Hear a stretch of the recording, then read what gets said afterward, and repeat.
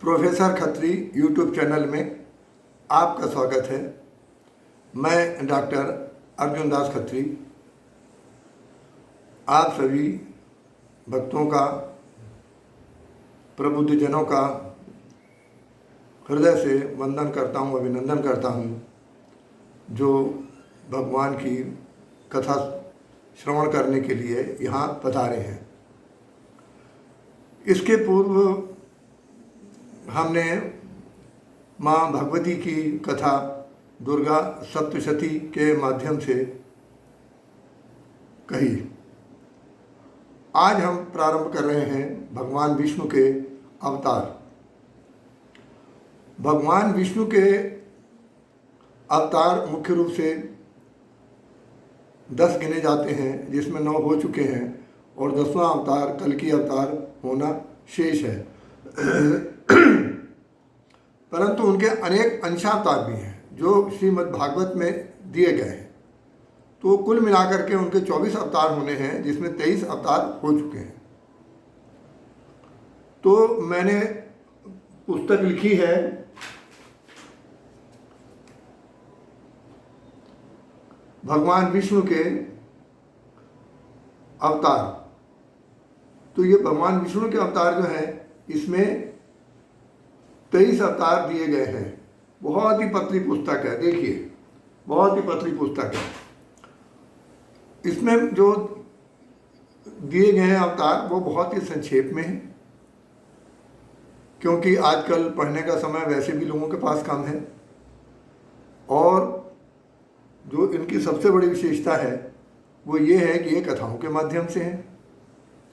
और कथाओं के माध्यम से जब आप सभी अवतार की कथाओं का श्रवण कर लेंगे तो आपको भी बड़ा आश्चर्य होगा कि आपको हिंदुत्व के गूढ़ रहस्यों का ज्ञान हो गया है, समझ में आ गए।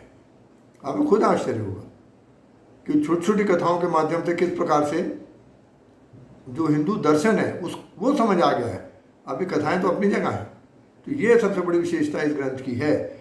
और ये हमको ध्यान में रखना है कि हाँ, ये ग्रंथ जो है ये आपको फ्लिपकार्ट पे भी उपलब्ध है और अमेजन पर भी उपलब्ध है। तो आप चाहें, जिनको ज़रूर अच्छा लगे वो इसको मंगा सकते हैं। तो अब इसमें आपको ये बात तो ये समझ लेनी है कि अभी तक जैसे हमारा है, शुरू से हम भी बचपन से देखते आ रहे हैं कि जो धर्म की बात जहाँ आती है तो वो यही कहते हैं कि नहीं भाई, वो ईश्वर की में ध्यान लगाना है और मोह माया से दूर रहना है। तो मोह माया से दूर तो हमको रहना चाहिए, ये तो सही बात है। लेकिन हम विश्व से दूर कहाँ भाग के जाएंगे? रहना तो हमको इसी में है ना। जीवन तो हमारा इसी में चलेगा। हवा खा के भी आप जीना चाहें तो भी रहेंगे तो इसी विश्व में। तो इसलिए हमें क्या है कि हमें वास्तविकता का परिचय नहीं है। एक तो बात फिर मैं आपको प्रारंभ से बता दूं कि हमारे हमेशा ये कहा गया कि ये दुनिया असत्य है, ये दुनिया क्षणभंगुर है, इसलिए इसमें नहीं उलझना चाहिए, इससे मुक्त होना चाहिए। मैंने उसमें संशोधन किया है। मैंने कहा है कि ये दुनिया परिवर्तनशील है, भंगुर नहीं है, परिवर्तनशील है। हम बच्चे थे, फिर हम बड़े होते गए, युवा हो गए, आज हम वृद्ध हैं, कल हम नहीं रहेंगे, हमारी आत्मा कहीं और प्रवेश करेगी। सतत चक्र चलता रहता है। तो हमें इस बात का ध्यान रखना है। तो इसलिए जो है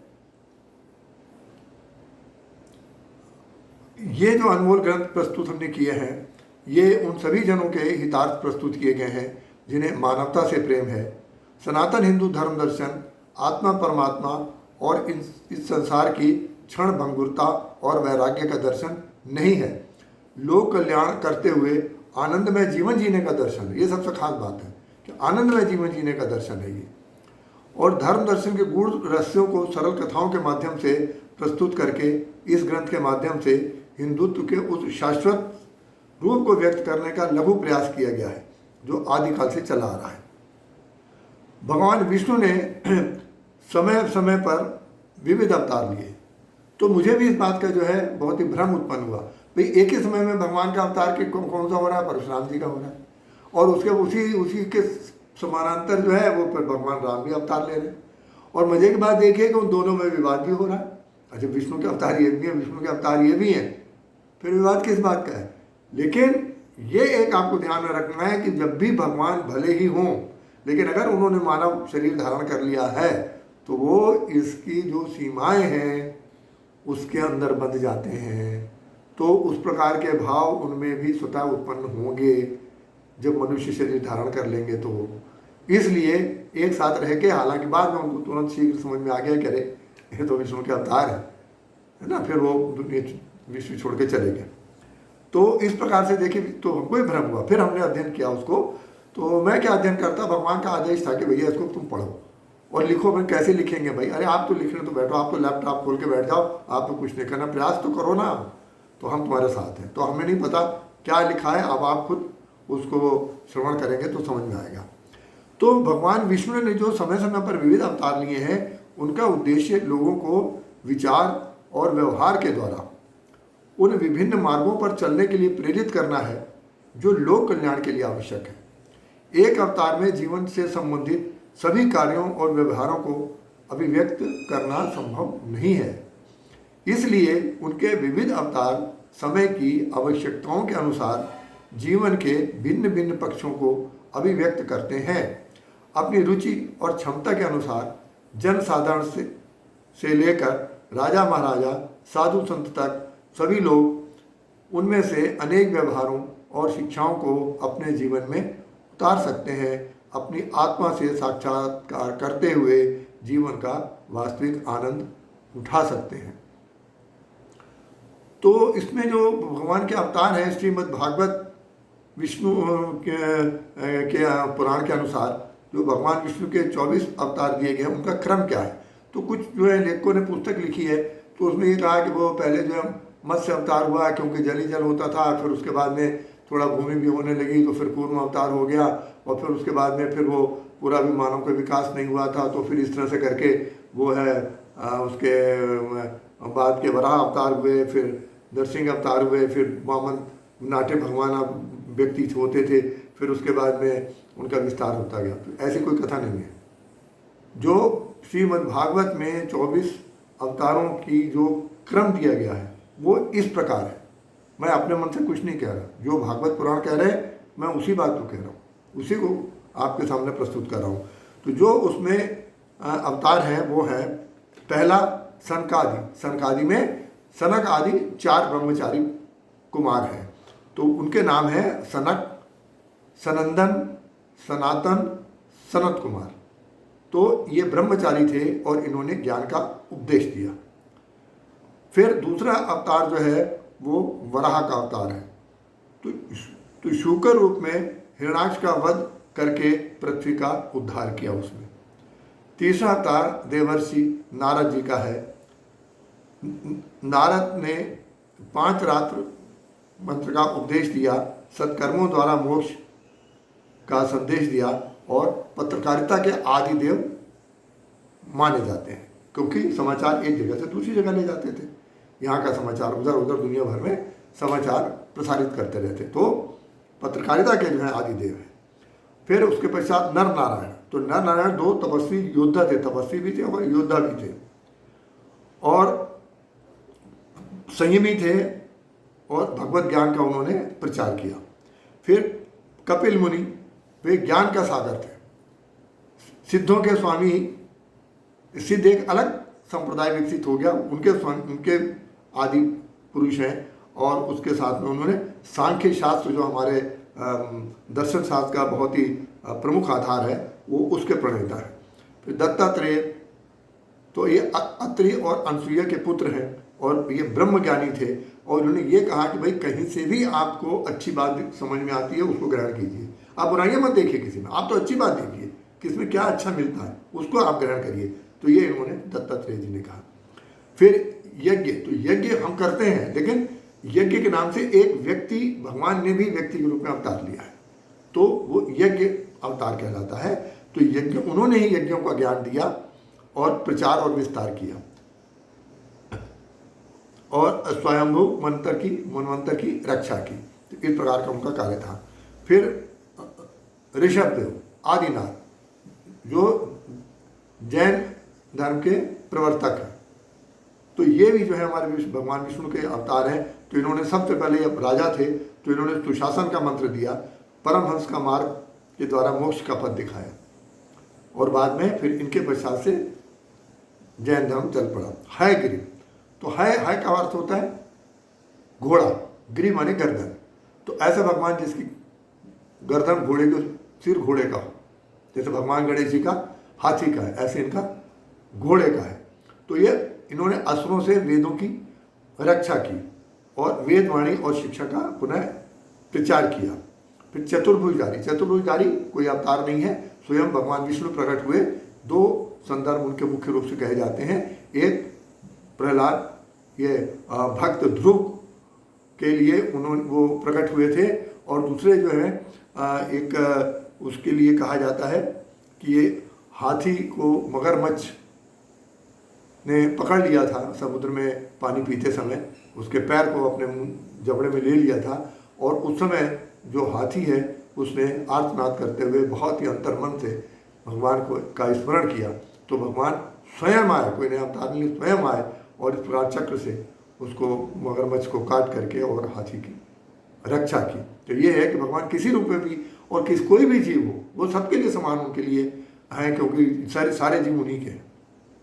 तो ये दो अवतार नहीं है, भगवान विष्णु के साक्षात रूप हैं।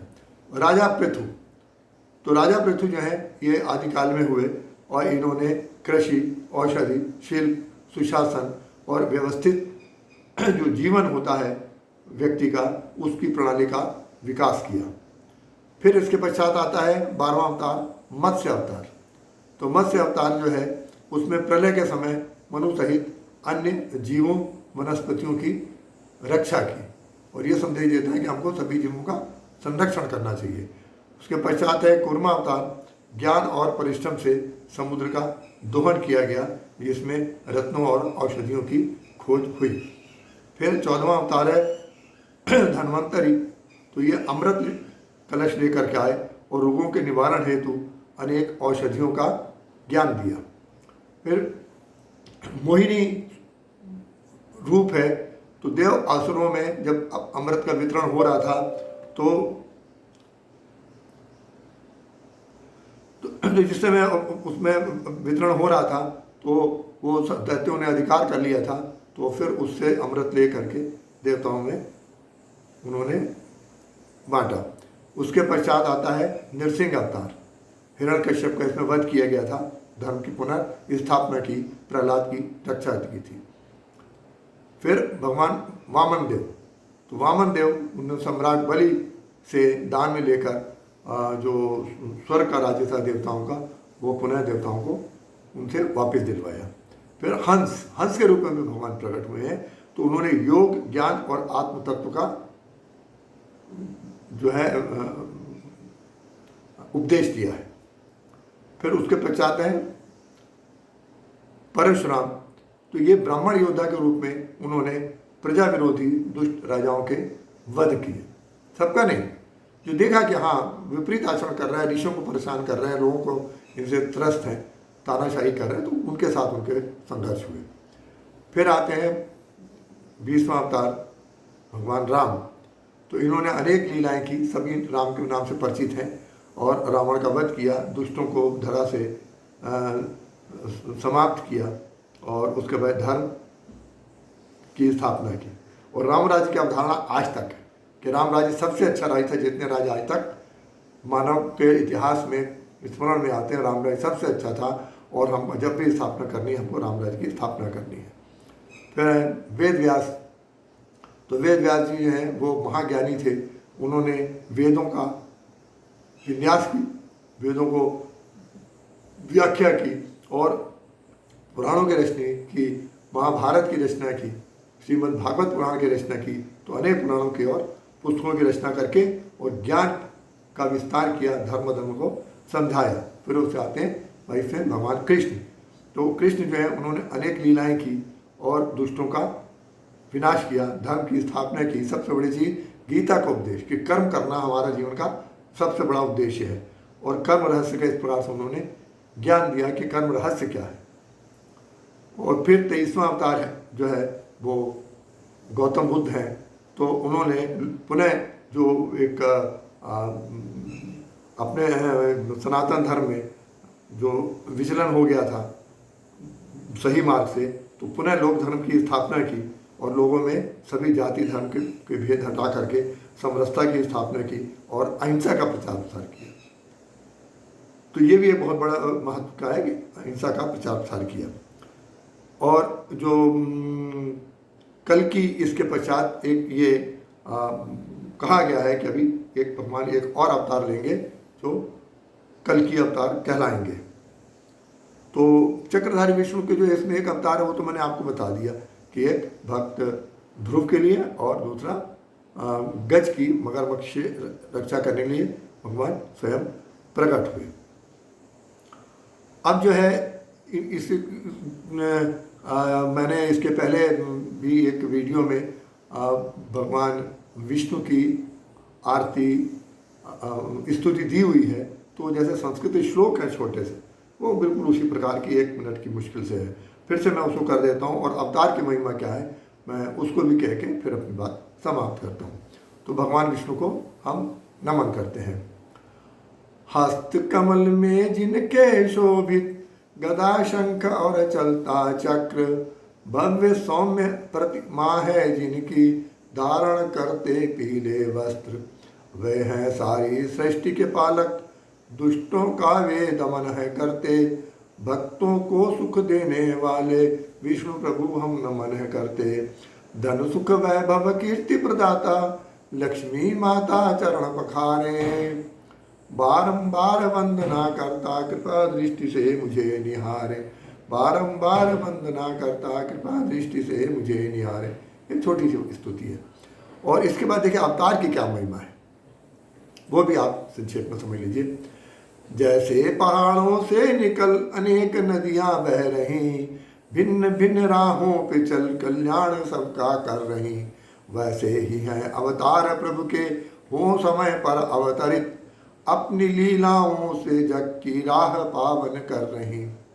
अवतार की अमृत कथाएं सहज जीवन मंत्र देती, अवतार की अमृत कथाएं सहज जीवन मंत्र देती, जीव का कल्याण हो और भावना उत्पन्न करती। मिलकर रहें बढ़ते चलें, सबसे बड़ी बात, मिलकर रहें बढ़ते चलें, निज धर्म पथ पर हो गमन, दुख रोग चिंता मुक्त कर उत्साह तन मन में है भरती। विश्व में रहना हमें है, कहाँ जाएंगे, रहना है, जीवन है तो विश्व में रहना ना, विश्व में रहना हमें है, काम सब करने पड़ेंगे, ज्ञान कौशल धैर्य से विश्वास भरने ही पड़ेंगे। आसक्ति जब उत्पन्न होती अड़चने बाहें पसारे, आसक्ति जब उत्पन्न होती अड़चने बाहें पसारे, नाम प्रभु का चाहिए संकट स्वतः उससे कटेंगे, नाम प्रभु का चाहिए संकट स्वतः उससे कटेंगे। तो ये प्रारंभिक इसकी बातचीत हो गई। अब जो हम अवतार कथाएं कहेंगे इसके पश्चात, तो मैंने जो 10 प्रमुख अवतार हैं पहले उनको लिया है। उन 10 अवतारों को पहले इसलिए लिया है कि वो कथाएं काफ़ी सारी लोग जानते हैं, उनको मैंने पुनः उनका पाठ किया है। और उसके पश्चात फिर मैंने जो अन्य हैं वो एक क्रम से नहीं लिए जिस क्रम से अवतार हुए हैं, इसलिए कि जो कथाएं सहज रूप में पहले हम आपको बताते जाएं। एक अगर हम बिल्कुल से एक हमने ऐसी पहले ही रख दी कि जिसमें दर्शन ही दर्शन हुआ और फिर आप कह अरे ये तो बड़ा बोरिंग है, तो फिर वो रुचि समाप्त होती है। तो इस प्रकार इसलिए जो है हम सहजता से बहुत सरल कथाओं से प्रारंभ करके आगे हम अपनी पूरी कथाएं सब पूरी करेंगे। तो सबसे पहले अब हम मत्स्य अवतार से कथा प्रारंभ करेंगे।